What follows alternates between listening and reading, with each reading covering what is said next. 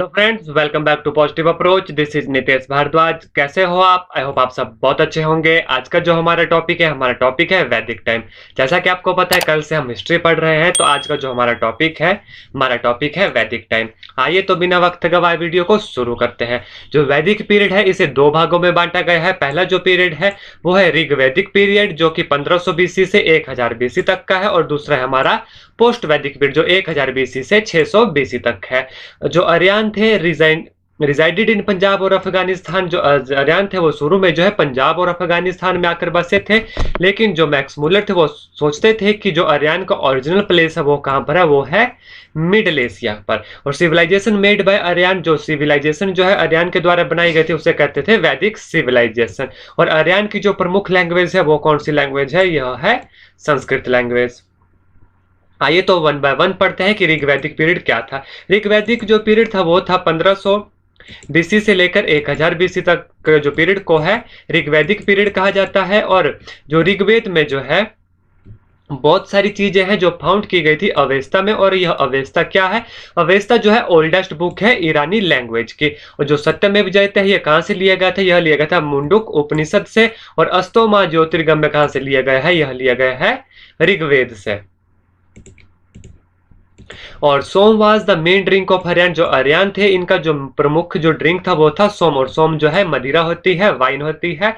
और इस समय जो में है जो दसराज युद्ध जिसे 10 राजाओं का युद्ध भी कहा जाता है, उसका वर्णन जो है यह ऋग्वेद के 7वें मंडल में मिलता है। और यह युद्ध कहाँ हुआ था? यह युद्ध हुआ था बैंक ऑफ रिवर रावी। और किसके बीच में हुआ था? यह युद्ध जो है सुदास के भरतों के बीच में हुआ था, और जिन्होंने जो है भारतीय उपमहाद्वीप के आर्य लोगों पर भी अधिकार कर लिया था। आगे चलकर जो है पूरे देश का नाम फिर भारत पड़ गया। तो ये ऋग्वेद में जो है 10 राज युद्ध का भी वर्णन मिलता है। 10 राज युद्ध मतलब 10 राजाओं का युद्ध था, या 10 राजन युद्ध भी से कहा जाता है, जिसका वर्णन जो है ऋग्वेद के 7वें मंडल में मिलता है। और यह कहां पर है? बैंक ऑफ रिवर रावी पर है। इस युद्ध में सुदास के भारतों की विजय हुई थी, जो उत्तर भारतीय महाद्वीप के आर्य लोगों पर भी जो है इनका अधिकार हो गया था। इसी कारण जो है आगे चलकर इसका पूरा नाम क्या पड़ गया? भारत पड़ गया। और ऋग्वेदिक समय में जो है प्रमुख देवता थे, जो प्रमुख भगवान थे जिनकी पूजा की जाती थी, वो थे हमारे इंद्र देवता जी। और जो दूसरे नंबर पर आते थे अग्नि, और उसके बाद Surya. God of Rigveda is Indra and god of war and monsoon भी इन्हें कहा जाता है, इंद्रदेव जी को। आगे अब चलते हैं। आगे हमारा पीरियड आता है पोस्ट वैदिक पीरियड। यहाँ से जो है एग्जाम में काफी क्वेश्चन पूछे जाते हैं, तो आई होप आप इसके जो है नोट्स बना रहे होंगे, या तो आप इसका जो है स्क्रीनशॉट ले लीजिए ताकि फ्यूचर में पढ़ने को आपको अच्छा रहे। और पोस्ट वैदिक पीरियड जो था, पोस्ट वैदिक पीरियड हमारा चला था 1000 बीसी से लेकर 600 बीसी तक जो है हमारा पोस्ट वैदिक पीरियड था। और इन दिस पीरियड में जो है यजुर्वेद, सामवेद, अथर्ववेद जो है लिखे गए थे।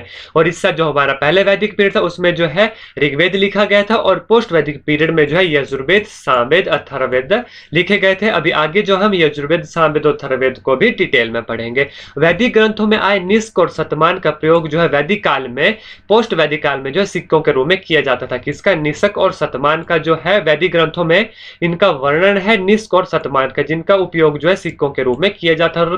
किस पीरियड में? पोस्ट वैदिक पीरियड में। और Kuru and Panchal district famous district थी पोस्ट वैदिक पीरियड की। कुरु एंड पंचाल डिस्ट्रिक्ट जो थी फेमस पॉपुलर डिस्ट्रिक्ट थे पोस्ट वैदिक पीरियड की। और seeding of polytheism in post Vedic period. और पोस्ट वैदिक पीरियड में जो है सीड और बीज बोए गए थे, किसके? पॉलीथिज्म के। और पॉलीथिज्म क्या होता है?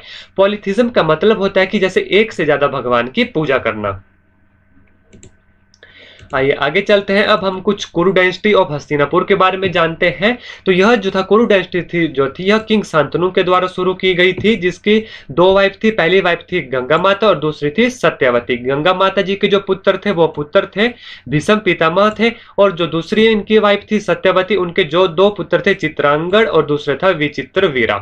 जो जो चित्रांगद थे इनकी जो मृत्यु हो गई थी युद्ध में, और जो विचित्र वीरा थे इनकी दो वाइफ थी। पहली वाइफ का नाम अंबिका था, दूसरी वाइफ का नाम अंबलिका था। जो पहली वाइफ थी अंबिका, उनके जो पुत्र थे वो थे धृतराष्ट्र। और धृतराष्ट्र की जो वाइफ थी वो थी गांधारी। और गांधारी के जो पुत्र थे 100 पुत्र थे, जिसे हम कौरव कहते हैं। दुर्योधन और दुशासन के साथ 98 और थे। और इनकी जो सिस्टर थी दुर्योधन की, गांधारी की जो पुत्री थी उसका नाम था दुशाला। और शकुनी जो थे गांधारी के भाई थे।